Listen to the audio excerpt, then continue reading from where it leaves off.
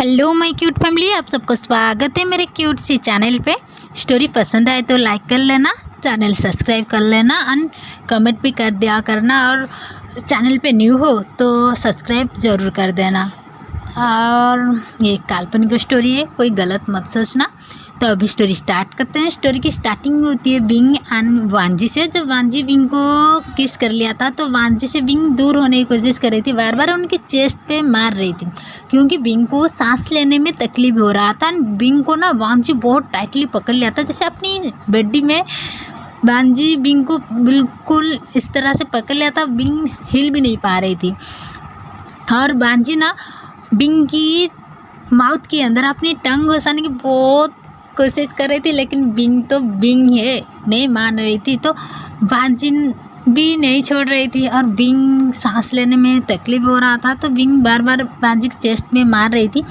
तो भी दिखाते वांजी को, जो कि विंग की लिप के अंदर अपनी टंग को बहुत स्लोली घुमाती हुई एंड टच करती हुई स्लोली ही वाइट किया था। ये वाइट से ना विंग को कुछ याद आई थी और वांजी स्माइल कर रही थी और विंग ना मारना रोक लिया था, जो कि विंग बार बार वांजी की चेस्ट पे मार रही थी। वांजी की चेस्ट में जब मार रही थी विंग रोक लिया था एंड वांजी की ये वाइट एंड वांजी की ये किस, और विंग कुछ सेकंड रुक गई थी, जैसे अपने आप को रोक लिया था। और तभी दिखाते हैं फ्लैशबैक, जो कि विंग क्या याद किया था। तो विंग की फ्लैशबैक स्टार्ट करते हैं।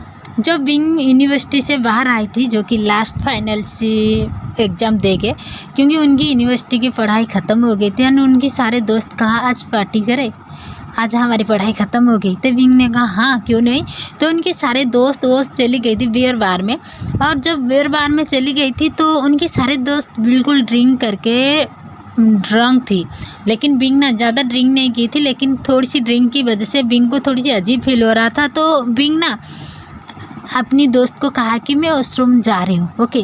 तभी सडन दिखाते हैं, जो कि विंग जाने के बाद ना बार की हालत थोड़ी सी चेंज हो गई थी, जो कि बिल्कुल साइलेंट ही सब थी, क्योंकि एक तरफ किसी ने किसी को शूट किया था। वो शूट की आवाज़ से सब साइलेंट थी, सब देख रही थी कि कोई इंसान किसी को मार रही है, लेकिन कोई भी कुछ कह नहीं रही थी और सब साइलेंट ही सब देख रहे थे। और जैसे साइलेंट ही सब जा रही थी तो एक लड़का ना कुछ कहने वाली थी, तो एक वही जो कि बार की एक वेटर ना उसकी फेस पकड़ ली, जो कि मुँह को पकड़ते हुए कहा क्या तुझे मरने की शौक है, यहाँ पर इतने सारे लोग हैं, कोई कुछ नहीं कह रही है। तभी लड़का ने कहा लेकिन ऐसे कैसे कोई किसी को मार सकती है। तभी वह लड़का ने कहा क्या तुम यहाँ पर न्यू हो तो साइलेंट रहो, इन दोनों के बारे में तुम्हें पता नहीं है, तो इसलिए अपनी जान बचाओ और यहाँ से निकलो। तुम कुछ कह दोगी तो तुम्हारी फैमिली की हालत ऐसी ही होगी, तो इसलिए साइलेंट रहो। तो दिखाते हैं दूसरी तरफ कौन किसी को शूट किया था। यहाँ पर इबो एंड वांजी थी, वांजी किसी को शूट किया था, तो उसकी खून की जो बूंद आके वांजी की फेस में गिरा था, जो कि लगा था आके।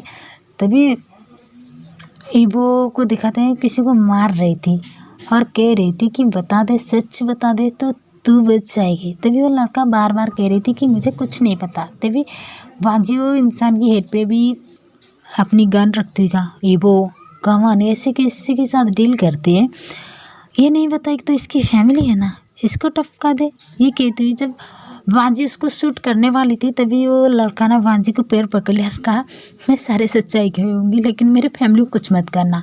तो यहीं से कहानी शिफ्ट होती है, वांजी और नीबू को दिखाते हैं। तभी मैंने कहा ब्रदर जाओ फ्रेश हो जाओ, आपके मुंह में खून लगी है। तभी ये कह के वांजी वॉशरूम में चली गई थी। तो अभी तो स्टोरी